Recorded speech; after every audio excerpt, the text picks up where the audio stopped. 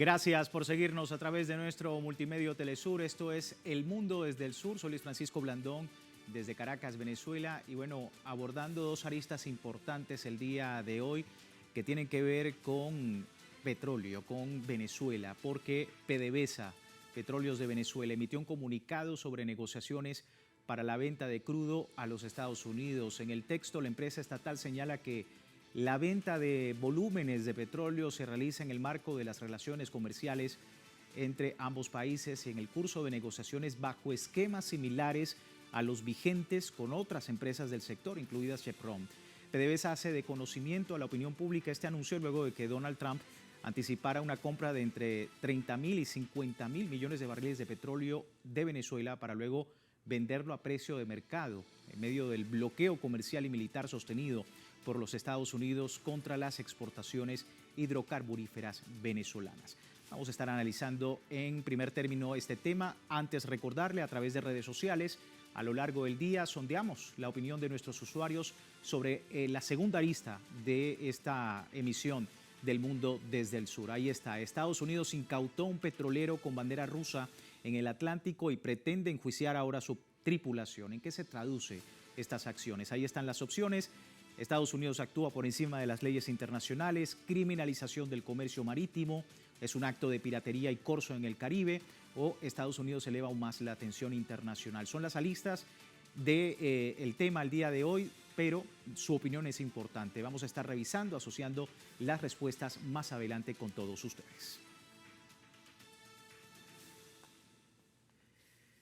Vamos de inmediato al análisis. Me acompañan dos invitados, uno acá en estudio y otro en la distancia. Me acompaña David Paravicini, ingeniero experto en políticas públicas energéticas, profesor universitario. Muchísimas gracias, profesor, por su tiempo con nosotros. Gracias por la invitación.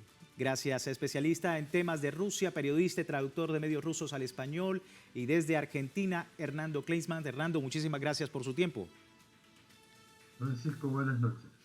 Bueno, vamos a iniciar hablando de este escenario en Venezuela y quiero colocar primero lo que previamente en una transmisión donde estuvo acompañado por la actual presidenta encargada de Venezuela, Delcy Rodríguez, el presidente constitucional Nicolás Maduro había reiterado la disposición de su gobierno para comerciar petróleo venezolano con compañías de Estados Unidos y demás países. Esto decía. El petróleo, ahí está. El petróleo venezolano, ahí está.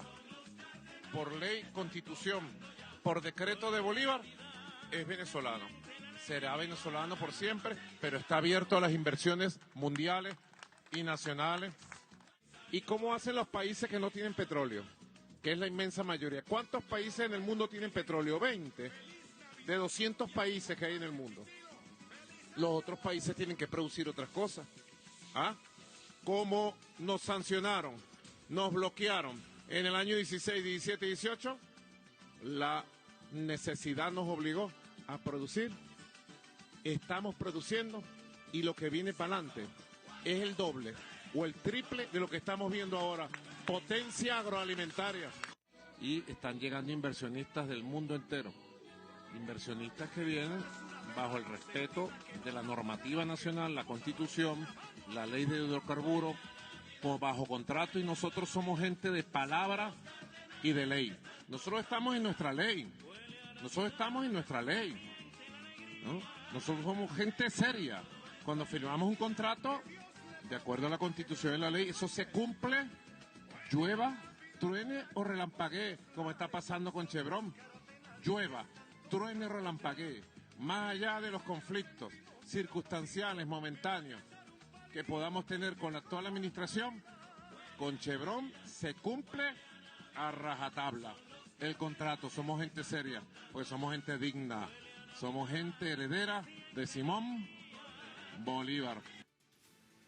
Posteriormente, durante una entrevista con el periodista Ignacio Ramonet, previo a ser secuestrado por Estados Unidos, el presidente constitucional afirmaba que el país estaba listo para la inversión estadounidense en materia energética. Y el gobierno de Estados Unidos lo sabe, porque se lo hemos dicho a muchos de sus voceros, que si quieren conversar seriamente de un acuerdo de combate contra el narcotráfico, estamos listos. Que si quieren Petróleo de Venezuela, está lista Venezuela para inversión estadounidense como con Chevron, cuando quieran, donde quieran y como quieran. En Estados Unidos deben saber que si quieren acuerdos integrales de desarrollo económico, también aquí Venezuela, que lo he dicho una y mil veces. Si algún día hubiera racionalidad y diplomacia, pudieran perfectamente conversarse y nosotros tenemos la madurez y la altura. Y además somos gente de palabra, Ramón. Nosotros somos gente de palabra, gente seria. Y algún día eso pudiera conversarse con el gobierno actual o quien venga después. Y al pueblo de Estados Unidos, yo le digo lo que le he venido diciendo. Aquí en Venezuela tiene un pueblo hermano. Al pueblo de Estados Unidos, inclusive le digo, aquí tienen a un gobierno amigo. Ahí estaban las palabras del presidente Nicolás Maduro. Empiezo con usted, profesor. En cualquier momento pudiese producirse esa situación y se ha logrado en este momento cuando la empresa estatal PDVSA ya empezó esta venta de volúmenes de petróleo que se realiza en el marco de relaciones comerciales y en esquemas de negociaciones similares a los que en este momento Venezuela está realizando con empresas del sector, incluso con Chevron. Es importante hacer como un recuento histórico, porque con lo que se llamó la apertura petrolera, se estableció como una especie de un oligopolio sobre el tema del acceso a la producción petrolera con las asociaciones estratégicas. Cuando viene la nacionalización del petróleo que hemos llamado, con las empresas mixtas, se abre un espacio para más de 20 empresas de todo el mundo que vinieron y participaron en la explotación petrolera con esquemas tal cual como están hoy. De manera que esto no es nada nuevo, no solamente que no es nada nuevo, sino que es sumamente exitoso. Venezuela llegó a tener ingresos petroleros que superaban los 100.000 millones de dólares anuales por el éxito de estas políticas donde todas estas empresas pudieron desarrollar toda su capacidad productiva y llevar petróleo a todas partes del mundo, que era lo otro, donde había una exclusividad de la exportación de crudo para los Estados Unidos y comenzó el petróleo a fluir a Asia, a mismo Europa, a distintos, a todas partes del mundo, como está en el discurso que dio el presidente, que todas las empresas invitadas, no solamente de los Estados Unidos, sino del mundo entero. Y esto además fue no solamente un proceso exitoso, sino que solo empieza a variar, exitoso no solamente para las empresas explotadoras, sino para el pueblo venezolano. Tanto así que llegó a haber, alguien que la gente califica como exceso, como aquellas situaciones de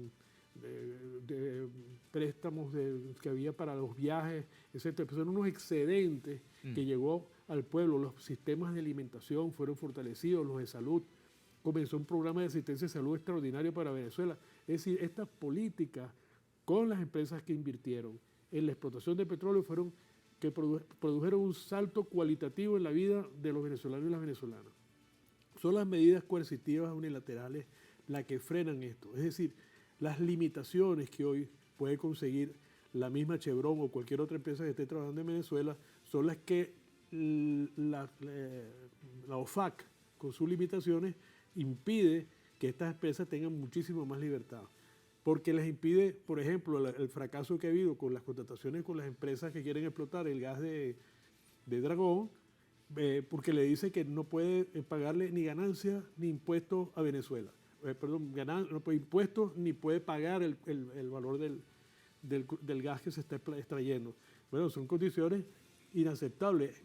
Claro, Trinidad quería apoyarse en eso, pero no es posible que vayan a hacer una explotación donde no paguen el recurso, que es un poco lo que está sucediendo hoy. Estados Unidos pretende, ante el fracaso de querer imponer un tipo de gobierno en Venezuela, pretendiendo que con la salida con el secuestro de Nicolás Maduro pudieran hacerlo, entonces se encuentran que hay un gobierno, hay un país que continúa, que ahora además continuamos con una lucha por la liberación de nuestro presidente y la primera dama, Cilia Flores, de manera y con una continuidad en materia energética. Este decreto es este documento de PDVSA muestra esa fuerza y esa continuidad en esa relación seria y formal con todas las empresas petroleras. Hernando, tu apreciación también, porque a precio de mercado se está realizando con ese esquema que ya desde el gobierno y según el propio presidente Nicolás Maduro se debía hacer en su momento, se está realizando a pesar, pues, por supuesto, de digamos, esto que ha dicho el presidente Donald Trump con referencia al acuerdo que se ha llegado con PDVSA. ¿Tu lectura? Bueno, en principio hay que pensar que estamos hablando de una persona como Donald Trump que dice una cosa, dice otra, apuesta algo, deja de apostar. Es un jugador de cartas, de naipes, y hay que tenerlo en cuenta esto cuando se habla de él. Entonces puede presentar en la mesa de juego, Puede presentar alguna postura fuerte que es un bluff, que es nada más que una pose, o puede ocultar otra posición para ponerla cuando él considere que es victoriosa. En este caso, realmente, el análisis que podemos hacer del tema petrolero, yo no soy especialista en esto, pero el análisis que podemos hacer es que realmente Venezuela está vendiendo y está, digamos, manteniendo relaciones comerciales con numerosos países. El problema no es Venezuela, el problema es Estados Unidos. O sea, a mí me parece que Trump se está curando en salud. ¿Por qué? Primero, en realidad, los mercados internacionales de petróleo y de gas no son demasiado favorables para Estados Unidos, digámoslo con precisión. Europa es una clienta casi desprovista de recursos que Estados Unidos puede proveer, pero sin darle demasiado entusiasmo. Se interesa mucho más en los mercados asiáticos o en algún tipo de mercado africano, pero resulta que estos mercados ya tienen proveedores y proveedores muy seguros y además más baratos. Entonces, la situación norteamericana es una situación difícil. Hay que agregarle a esto que los recursos propios norteamericanos, tanto de gas como de petróleo, no son finitos. No, no. Si no son infinitos, perdón, son finitos. Están en una fase donde la extracción cuesta cada vez más, porque estamos hablando de un petróleo, de un gas de esquisto, o sea, la extracción es mucho más costosa que la extracción convencional. Esto es lo que tienen los norteamericanos, entonces, aun cuando todavía conservan puestos de privilegio en el mercado internacional de petróleo y de gas, les cuesta mucho, cada vez más. A esto hay que agregarle que en muchos casos PDVSA ha sido una de las empresas que ha provisto el petróleo que necesitaban las refinerías norteamericanas. Esto ha tenido un periodo de un bache donde no se proveía este petróleo, pero las refinerías norteamericanas lo necesitan. Bueno, todo esto genera una posición, digamos, tensa.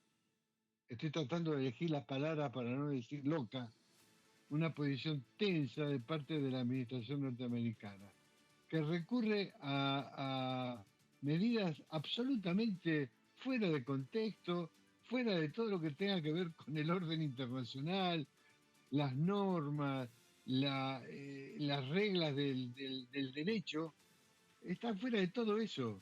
O sea, no se puede atacar un barco en medio del océano. Eso es casus belli. No se puede entrar a un país a secuestrar a un presidente. Eso es casus belli. En cualquier parte y en cualquier momento. Y esto me trae a una reflexión dura y amarga. ¿Cuál es el papel de Naciones Unidas? ¿Cuál es? Naciones Unidas fue creada hace 80 años para prevenir todo tipo de guerra, todo tipo de agresión a terceros países, todo tipo de violencia entre países. Estos fueron los objetivos con que se creó las Naciones Unidas hace 80 años. La crearon los países que acababan de salir de una guerra que se llevó 60 millones de personas. Acababan de salir de esa guerra. Esos países no querían más guerra y crearon Naciones Unidas y le dieron un mecanismo que permitía o permite, vamos a ver, supongo que sí todavía, permite desactivar los conflictos, permite frenar las agresiones. Esto no funciona.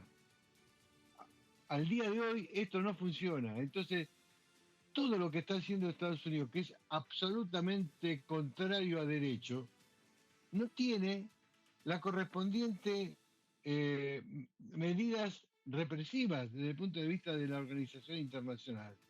O sea, vuelvo a decirlo, no se puede abordar un barco al estilo de los piratas del siglo XVI. No se puede entrar a un país a robarse a un presidente.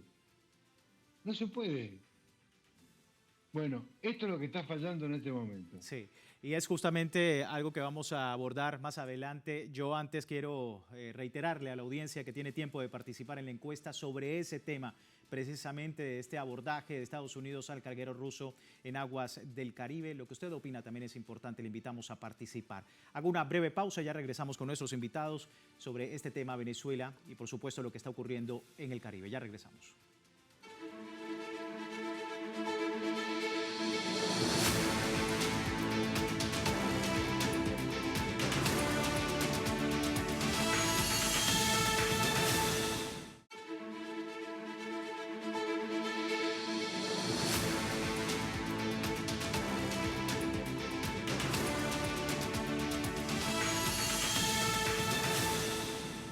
Gracias por seguirnos en El Mundo desde el Sur, hoy hablando de Venezuela, el petróleo, pero también de lo que hace Estados Unidos en el Caribe.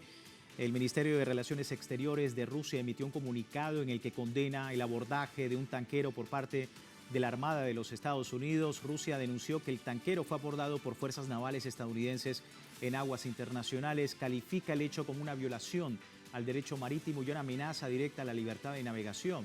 El Ministerio de Relaciones Exteriores ruso dice que tras el incidente se perdió comunicación con la embarcación, generó alarma sobre la seguridad de la tripulación.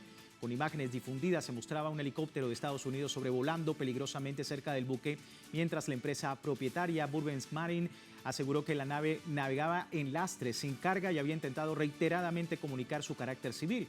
Pero en medio de este panorama, Rusia califica de ilegal la acción de Estados Unidos contra este buque, lo que se traduce en una violación al derecho marítimo internacional sobre la libertad de navegación en alta mar.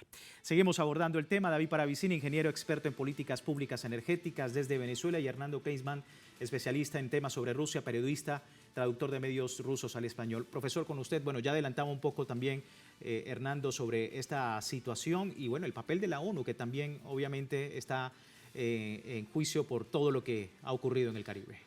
Lo que pasa es que la ONU no le sirve a los Estados Unidos ya. La ONU nace más o menos con las definiciones que nos dio el otro invitado, pero el fin último era consolidar la nueva potencia en nacimiento a partir de los resultados de la Segunda Guerra Mundial, en la que posiciona a los Estados Unidos no solamente como el mayor, digamos, la mayor potencia en lo económico, sino también en lo monetario, el acuerdo de Bretton Woods. Hay una cantidad de elementos. Sí. Pero hoy no le sirve.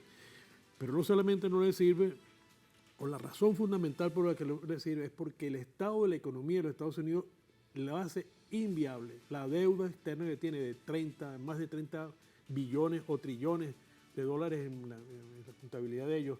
El tema de una Fuerza Armada, 800 bases militares en el mundo con un presupuesto que hoy lo anunciaron para el año 2026 de 1.5 billones, o sea, billones estamos hablando por 10 a la 12. Es decir, hace insostenible y necesita darle un respaldo, un colateral a eso que no lo tiene. Por eso es que el tema del petróleo para Estados Unidos no es energético, es financiero, político financiero, y no puede respetar, no tiene opción además. Y ese es digamos, el hueco donde está enterrado Estados Unidos, porque estas acciones que ha tomado enfrenta al mundo, porque si bien las Naciones Unidas no les sirve a los Estados Unidos, pero les sirve al 99% del resto de los países que necesitamos o se necesitan mantener unos acuerdos que impidan las guerras mundiales, que justamente, tal como decía el profesor, la razón de estas organizaciones es para impedir que haya esas guerras. Sin embargo, hoy eso está sacrificado. Y Venezuela está en ese borde. Por eso es que está inclusive el tema del presidente, del secuestro del presidente Maduro y de su esposa, de Cilia Flores, es un incordio en que Estados Unidos no va a poder salir de eso. Yo de aquí pronostico que esto es el fin de esa política de los Estados Unidos porque no tiene salida de manera internacional. Ningún país del mundo puede aceptar esa situación, por más que haya algunos, inclusive tenemos algunos ejemplos realmente abominables, como el caso de Argentina, que salió un señor inclusive ofreciéndose a, bueno, a hacer base de escape digamos, de la forma que no tiene solución en Estados Unidos un juicio a un presidente de la República. Sí. Hernando, bueno, ya abordamos un poco contigo, pero también las consecuencias, ¿no?, de lo que representa esto en el Caribe con este abordaje de un buque con bandera rusa. Estamos hablando de Rusia y ya efectivamente Estados Unidos ha dicho que puede enjuiciar a la tripulación de ese carguero ruso. ¿Tus apreciaciones? Es asombroso porque justifican esta acción diciendo que está sancionada por el Departamento de Justicia de los Estados Unidos.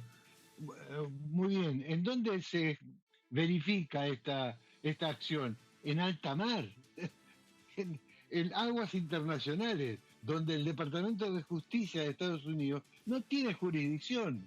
Esto es real y, como acaba de decir recién el profesor, hay que buscar las causas profundas de esto.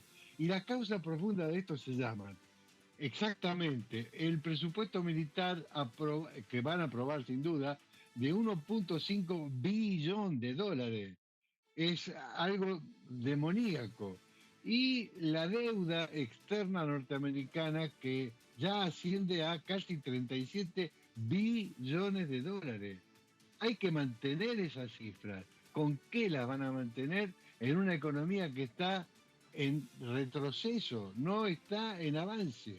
En una economía que tiene, o en una sociedad que tiene algunos pequeños problemas, como el enfrentamiento entre los gobernadores y el poder federal, el tema de la migración, el tema del delito, el tema de la corrupción. Bueno, el tema del narcotráfico. Si queremos hablar del narcotráfico, a ver, lo que tenemos que decir en primerísimo lugar es que el mercado del narcotráfico se llama Estados Unidos. No se llama América Latina, se llama Estados Unidos. Ese es el mercado. Y si hay algo que ocurre entre ese mercado de la droga norteamericana y algunos productores, que los hay, narcotraficantes latinoamericanos, es que están financiados por ese mercado. O sea, no es que de repente aparecieron, no, el mercado norteamericano, que es el que requiere los narcóticos, es el que financia la producción de narcóticos. No en Estados Unidos, porque no están las condiciones para eso, sí lo hace en otros países. Entonces, si queremos hablar en serio, tenemos que hablar de eso, cuando hablamos de narcotráfico. Entonces, lo que debería hacer Trump, que no puede porque tiene una situación interna muy complicada, es ubicar la realidad del problema y combatirlo dentro de Estados Unidos. Eso no lo va a hacer, no lo puede hacer. Está absolutamente cerrado. Y con respecto al presupuesto militar, al presupuesto de 1.5 billones de dólares, exactamente, no va a ir al desarrollo bélico, etcétera. Eso va a los bolsillos de los grandes fondos de inversión, lo que nosotros en Argentina llamamos fondo buitre, que son los verdaderos dueños del complejo militar industrial norteamericano. Esa gente lo que quiere es que el gobierno norteamericano le dé cada vez más dinero. Listo. Entonces, eso son las causas que generan situaciones como esta. Ahora estamos nosotros hablando de Trump, pero podemos remontarnos a la historia norteamericana y a lo largo de esa historia norteamericana vamos a tener decenas de casos de este tipo. de invasiones insólitas, de saqueos insólitos. De hecho, la mitad de Estados Unidos es producto de ese saqueo a México. Así que, en realidad, no es para asombrarse, es la continuidad. Es más grosera, es más salvaje, es más evidente, porque la crisis demanda que esto sea con tiempos mucho más cerrados que en otras épocas. Pero la esencia es la misma. Y en medio de este colorario Trump, como obviamente se le está llamando este nuevo periodo que, profesor, está elevando un poco más la tensión internacional. ¿Cómo está viendo el escenario? Bueno, primero que tiene una pelea con la historia, es decir, pues, que le pasa a estos sectores arbitrarios, soberbios, arrogantes, que la historia les estorba. Ver la historia de no entender que Venezuela es un pueblo libre, independiente, que ha logrado cosas increíbles, como fue liberarse de la corona, del dominio de la corona española. Pero además hay unos ingredientes que le dan una actualidad. Uno, que es que existen los BRICS, es decir, hay unos países que se han organizado de una forma determinada para resolver sus problemas de desarrollo. Y lo otro, una clase obrera venezolana que en estos 25 años ha aprendido de política y asumir la responsabilidad de la producción, más allá de la relación contractual patrón-obrero, sino asumirla como venezolanos, como dueños del recurso, representantes de los dueños del recurso, que es el pueblo venezolano y la República. Esa realidad, por supuesto, le estorba a una aristocracia como soberbia, como la de los Estados Unidos, que no entiende de la historia y lo único que le queda es la fuerza bruta, que es lo que está exhibiendo. Vamos, antes de finalizar, si me permiten, a ver los resultados de la encuesta. Preguntábamos más temprano también a la audiencia sobre el escenario en el Caribe. Estados Unidos incautó un petrolero con bandera rusa en el Atlántico, pretende ahora enjuiciar a su tripulación. ¿En qué se traduce estas acciones? Ahí tenemos a esta hora lo que los usuarios opinan. En este momento, 71% dice que Estados Unidos actúa por encima de las leyes internacionales. Le sigue esa opinión de que es un acto de piratería y de corso en el Caribe, y también un pequeño porcentaje más dice que se eleva aún más la atención internacional teniendo en cuenta todos estos frentes que está manejando los Estados Unidos con todo este corolario Trump, como comentábamos. Hernando, en la distancia, muchísimas gracias por tu tiempo, gracias por permitirnos tu opinión. Un abrazo a todos. Igualmente para ti, profesor, muchísimas gracias por su tiempo con nosotros. Muchas gracias y mucho gusto con el invitado. Así es, y nosotros finalizamos. Les recuerdo www.telesurtv.net, siempre con nuestra señal en tiempo real desde cualquier parte del mundo, y en Telegram también, el servicio informativo de Telesur 24 horas al día, siempre con una perspectiva del mundo desde el sur. Soy Luis Francisco Blandón, gracias por seguirnos.